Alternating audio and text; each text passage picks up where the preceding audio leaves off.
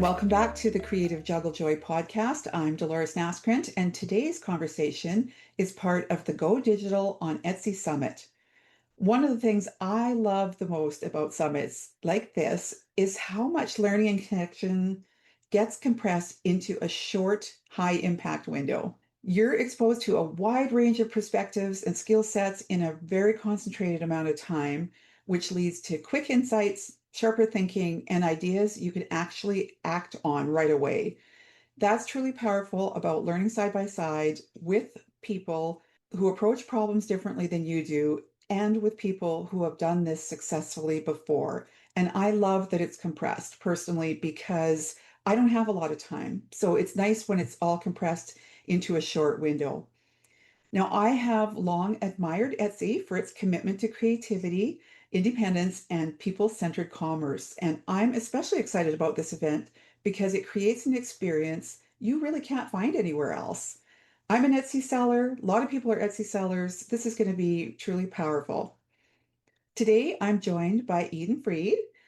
Eden helps creative women make money selling digital products online, and she's known for doing this without all the fluff and hype that often surrounds online business owner conversations. She is also the host of multiple summits that help creators learn how to sell digital products across different platforms. Eden, I'm so glad you're here to tell us about it. Thanks so much for joining me. Of course, Dolores, thank you so much for having me. I'm excited. For anyone who's new to this summit or just discovering it, can you just start by sharing what the Go Digital on Etsy Summit, what it is, and who it's really designed for? Yeah, absolutely. Well, the summit is specifically designed for anybody who is creative or wants to be creative and make something that they would like to sell online. And that sounds very oversimplified, but it really, that's what it comes down to. I wanted to create a space for, particularly for women, to feel confident and competent in building a business. And a lot of people think there's a lot to it and that there are lots and lots of steps. And yeah, I mean, it can feel overwhelming, but the reality is there are marketplaces like Etsy out there who make it very simple for you to put literally anything on a shop that you can make in a matter of minutes and you can profit from it. And so I just wanted to create a space for people to feel like they can do it because there is really no difference between a very successful seller and someone who's just starting out. It's just time that's between those two individuals. So I wanted to, just make space for those people to feel like they can jump in and do it. And that's really where the Go Digital on Etsy Summit was founded from. And we've been doing it for a couple of years now. And it's always a very well attended event. And I'm excited to run it again. There feels like there was a little bit of an origin story in there. Like, I feel like a little bit of you came out in that paragraph, and I know that you have a story, and I would love to hear why you started this, because that's what my listeners are going to be listening for. What made you decide to create an event focused specifically on this? I feel like there's a story behind this. Yeah, yeah. Well, I mean, I just think that it can feel really overwhelming to start something and you don't really know where to start. Like, what's the first thing that you do? And if you go to Google and you search, how do I start an Etsy shop? You just get millions of results. And which link do you click on and what's legitimate and what's not? And I personally didn't know a lot about Etsy. And I wanted to honestly create an event that I would learn from and that I would be able to just invite really top tier Etsy sellers and educators to come in and teach in one space, eliminate the need to rely on the ambiguity of Google search results Right. and Pinterest results, and just know that I could attend this event for 4 days for free and learn from really amazing speakers, and by the end of those 4 days have a game plan and an action plan for what I need to do to be a successful Etsy seller. I love that. And I think that's what everybody's looking for is that just that game plan. Hmm. You've shared that one of the things you love most about summits is how they compress the learning into that little short period of time. What is it about learning in a room like this, even if it's virtually, that accelerates insights in a way other formats can't? Like you said, the Google searches and the Pinterest searches, and listening to 30 people who sell on Etsy and trying to figure out for what they're saying what you need to do. Yeah, well, I think the first thing is that it's inspiring. When you hear people's stories of there's really no difference between someone who is a successful Etsy seller and someone who hasn't started yet. It's just that they've done it before. The reality is that the wheel exists. There's no need to reinvent it. And when we invite these speakers in who have done it before and they're currently doing it and they are already successful, it creates this very inspiring and supportive environment. And what something that I've loved hosting summits for many years now is that I've actually had people who become speakers at my summits after they have attended the summit years prior and they took action on what they learned and they became successful.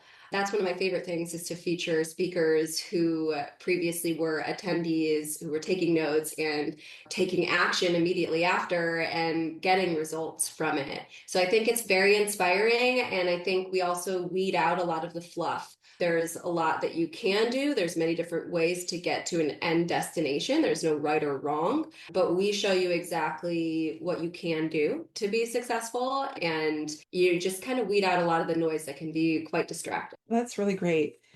Like if I was attending for the first time, I think I would be really absorbing that information as much as I possibly could in that short amount of time. But I think what it would give me would be that big picture thinking, like the actual, okay, now I get it kind of a thought that would come through. I know that I've got so many artist friends who are going to be attending the summit and who were even surprised that I sell on Etsy and that I even, make part of my income from selling on Etsy. A lot of people just don't even realize that it's an option for them. Yeah. How would you suggest if you were giving them advice, how would you suggest that they make the most of it so that they leave with ideas that they can actually act on immediately? Yeah, that's a really great question. We have a high volume of speakers, and not every single topic will be relevant to every attendee. So, my recommendation would be to take a look at the schedule and pick a couple sessions every day that you feel like are the most relevant to you and focus on those. It can be exciting and you want to attend everything, and that's great. And if you have the ability to, that's amazing. Or if you buy the all access pass, you have, all the time in the world to listen. Right. But in the beginning to avoid that overwhelm, just pick a couple. The biggest thing that I can say is take action. It can feel really exciting to learn a lot and to absorb a lot, but if you do nothing differently, you'll get the same exact results that you've always already gotten. Right. So make sure that you create that game plan and actually start implementing what you learn to get the most out of the experience. Do you find that people who are sellers already that are coming to the summit, as well as people who have never tried it before? And Yeah. do you find that there are some sessions that are better for the people with some experience and better for the people who have no experience? Is that part of the choice? Yeah, definitely. There will be some sessions that are more geared towards those who are starting from the very beginning, but there are absolutely current Etsy sellers who attend the summit every year. Etsy changes every year. That's part of it. And we do feature some of the same speakers on a yearly basis because they are able to teach them the current trends and what has changed and the algorithm and what's working now, because certainly what's working now is a little bit different than what was working 5 years ago. So we definitely have people who are seasoned Etsy sellers, and we also have newer folks as well. Oh, that's so interesting. Looking back at these kind of gatherings that you've hosted or you've participated in, what kind of conversations or moments for you tend to create that, I don't know, biggest shift? What have you seen? You're the one that's kind of looking at everybody. What have you seen as the big sort of aha moments that these people have after the event's over? Well, actually, to kind of pivot a little bit, I think that one of the biggest aha moments or a space where I see the most aha moments is actually during our panels. We usually have 2 or 3 panels during the live event.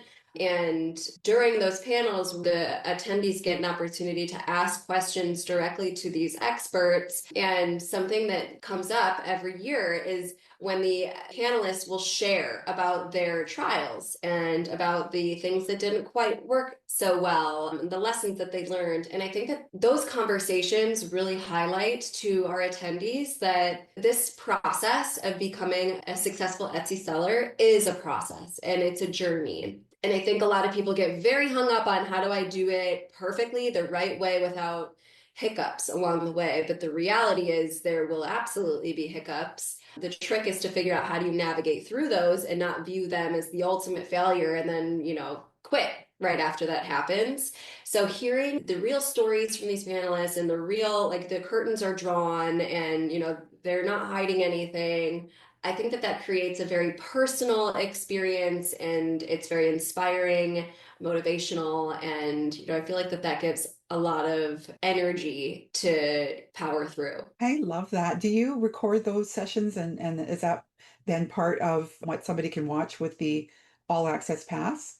Yeah, so anyone can attend those with a free ticket. Oh, good. You can attend the live panel. If you would like the recording for the panel, then that is in the all access pass.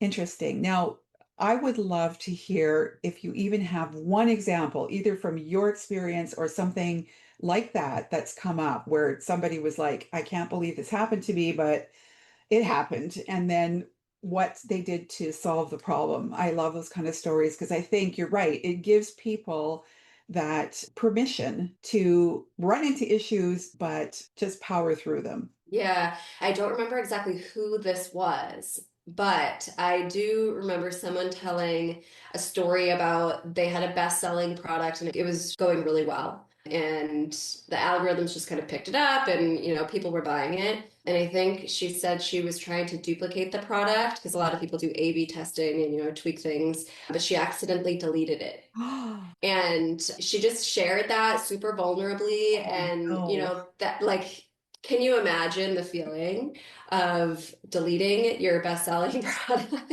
Oh my goodness. But there was a lesson to be learned there and moving quickly and taking your time and also just saying I messed up, that's a huge thing in and of itself. And that story really resonated with a lot of people because who hasn't made a stupid mistake like that? I certainly have done things like that in the past. You accidentally send an email without changing the subject line, you misspell something. There are a lot of those things that just feel like a gut punch, but we are human. That's a part of the process. And just understanding that these people who are successful have totally messed up before is definitely a very powerful thing to understand in order to move forward. I totally can relate to that feeling. I had one of those horrible, horrible things that I made a mistake on, but nothing you can do. You just have to move on and keep going. And Hmm. that's a really good lesson to learn. And it's nice to hear that from other people because then you realize, okay, it's not just me. So that's good. Yeah. I would love people to get to know you a little bit better, Eden. You help creative women figure out what they can sell online and how to get more eyes on the product. And you've been open about the fact that your own journey didn't start out perfectly. Are you okay to share a little bit about that? Yeah, I mean, I'm really just a regular person.